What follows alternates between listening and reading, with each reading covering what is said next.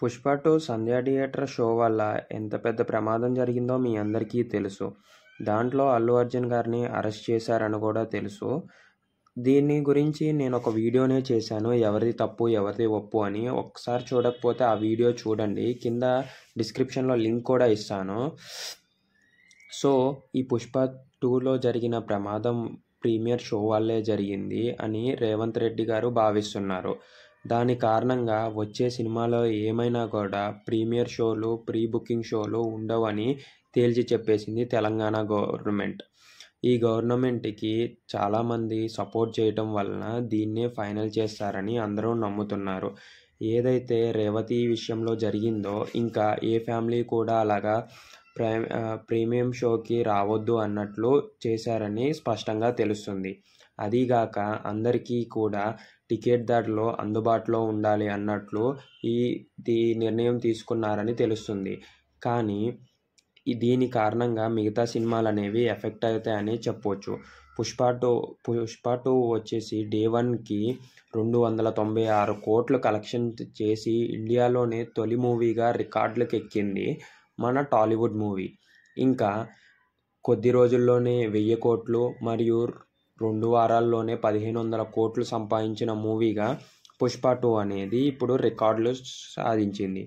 కానీ ఇప్పుడు ఏ మూవీస్కైనా ఈ రికార్డును సాధించటం కష్టమే అనే చెప్పాలి.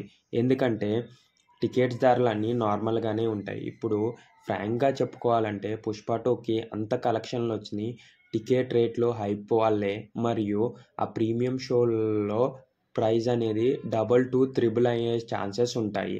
సో దాని కారణంగా ఫస్ట్ డే అనేది అంత కలెక్షన్ రాబట్టడానికి ముఖ్య కారణమని అందరికీ తెలుసు.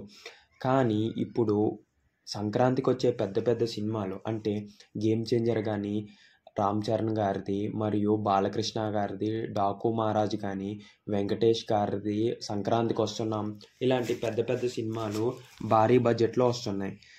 కానీ ఇవన్నీ రికార్డ్ బ్రేక్ చేయడానికి కానీ, బ్రేక్ ఈవెన్ అవ్వటానికి కానీ చాలా సమయమే తీసుకోవాలని తెలుస్తుంది.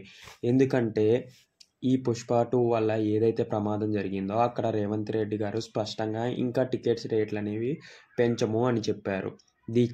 దీనికి చాలామంది మద్దతు ఇస్తడంతో ఇంకా అందరూ ఆశలు వదిలేసుకున్నారు టికెట్ల రేట్ల పెంపుపై. కానీ ఈ మూవీస్ బ్రేక్ ఈవెన్ అవుతాయా లేకపోతే ఇంతవరకు రికార్డ్స్ వరకు టచ్ చేస్తాయా అనే డైలమాలో ఉన్నారు ప్రతి ఒక్కళ్ళు. దీనికి ఎవరు కారణం, ఎంతవరకు కారణమో మీరే చెప్పాల్సి ఉంటుంది కామెంట్స్ రూపంలో. నాకైతే ఇది మిడిల్ క్లాస్ పరంగా ఓకే అనిపిస్తుంది. ఎందుకంటే మిడిల్ క్లాస్కి ఓన్లీ ఎంటర్టైన్మెంట్ సినిమా, ఫ్యామిలీతో 3 గంటలు చూడటానికని వస్తాడు. సో మీ అభిప్రాయాలను కామెంట్స్ రూపంలో తెలపండి. అండ్ మన టెలిగ్రామ్ గ్రూప్లో ఏ ప్రోడక్ట్స్ అయినా 50 to 90% ఆఫ్ ఉంటుంది. అందరూ వెళ్ళి జాయిన్ అయిపోండి, లింక్ బయోలో ఇస్తాను. అదే కాకోకుండా మన దాంట్లో హెల్త్ రిలేటెడ్ కంటెంట్ కూడా ఉంది. ఒక్కసారి గూగుల్లో ఎనీథింగ్ అండ్ ఎవ్రీథింగ్ 997 అనే బ్లాగ్ను చూడండి.